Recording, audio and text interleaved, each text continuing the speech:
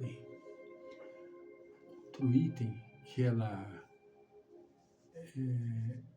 relaciona como fator de perturbação é o rancor. Ela nos diz assim, fenômeno natural, olha, fenômeno natural, rancor, decorrente da insegurança emocional.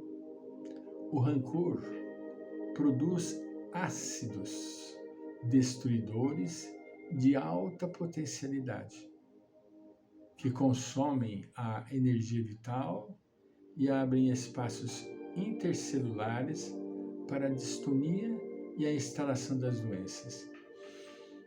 O rancor é aquele estado em que a pessoa fica gravitando em torno do problema. Não perdoa. Não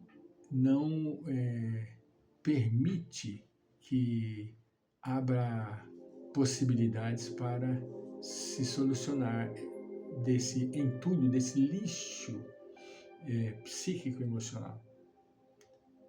Olha que interessante. Entulho psíquico, o rancor acarreta danos emocionais variados, que levam a psicoses profundas e a episódios esquizofrênicos de difícil reparação. Olha, o rancor. Por quê? Porque ele se situa na mente da pessoa.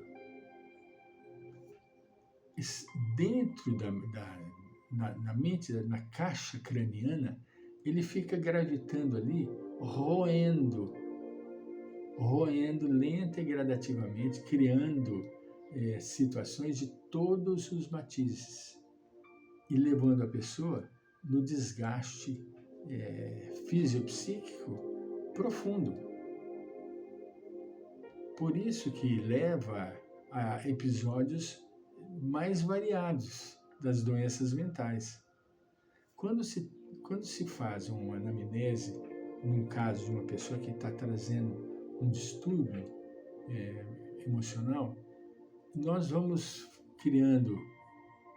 puxando a linha do problema, nós vamos encontrar lá dentro, lá no meio do novelo, o rancor. A falta de perdão, a pessoa não perdoa, fica roendo. A criatura humana tem a destinação da plenitude. Todos nós temos como meta a plenitude. O seu passo existencial deve ser caracterizado pela confiança, e os acontecimentos desagradáveis fazem-se acidentes de percurso que não interrompem o plano geral da viagem, nunca impeditivos da chegada à meta. Todos nós iremos ter problemas, todos nós iremos passar por situações desagradáveis, todos nós. Acontece que para uns o volume se torna absurdo, ele aumenta, superlativa o acontecimento. Em vez de observar e encarar só o fato ocorrido, não, aí a pessoa começa a virar as páginas do tempo, trazendo à baila uma série de histórias que são desnecessárias. São desnecessárias para nós, mas para a pessoa não.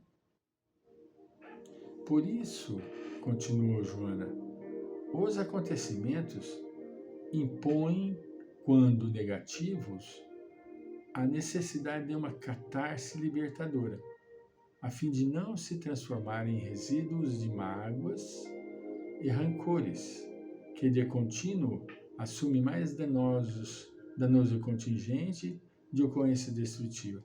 Então, aconteceu algo que não é saudável, algo negativo. Muito bem, vamos então analisar o que é que aconteceu para que surgisse esse empecilho. no que é que eu contribuí, no que eu contribuí, no que é que eu favoreci para que isso acontecesse, isso ocorresse. Então começamos a fazer uma catarse, mexer, remexer, ir lentamente, gradativamente. Nós vamos assim compreendendo que, no final das contas, o problema não é tão grave como imaginávamos. O problema não é tão grave. Nós só precisamos sim termos a postura de fazer essa catarse, né? A psicoterapia, olha que graça, do perdão, com os mecanismos da renúncia dinâmica, consegue eliminar as sequelas do insucesso, retirando o rancor das paisagens mentais e emocionais da criatura, sem o que se desarticulam os processos de harmonia e equilíbrio psíquico, emocional e físico. A psicoterapia do perdão. Sem o perdão, nós não conseguimos desvencilhar, soltar, eliminar esse rancor.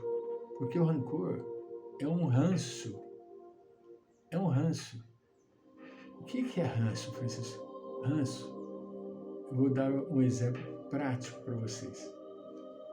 Quando nós colocamos o queijo para curar, quando nós colocamos o queijo para curar, compramos o queijo meia cura. Podemos até comprar um queijo fresco. Põe-se num prato e deixa ele eliminar lenta e gradativamente todo o soro que ainda existe naquele queijo. Porque mesmo quando a gente compra um queijo in natura, ele tem o soro ainda. Então você coloca no prato, vai soltando aquela aguinha, você vai jogando fora, vira. Todo dia deve-se fazer isso. Virar, vira, vai tirando a aguinha. Aí o que acontece? Ele vai mudando de cor, naturalmente. Ele vai ficando amarelinho. Entende? Todos esses queijos que nós compramos, já curado, a origem dele é o queijo in natura, branquinho. Ele ficou amarelinho porque ele apurou, ele teve o tempo de fazer a sua apuração. Aí, quando chega um bom tempo, vamos supor que a gente esquece de tirar o soro dele, né? E já está amarelinho.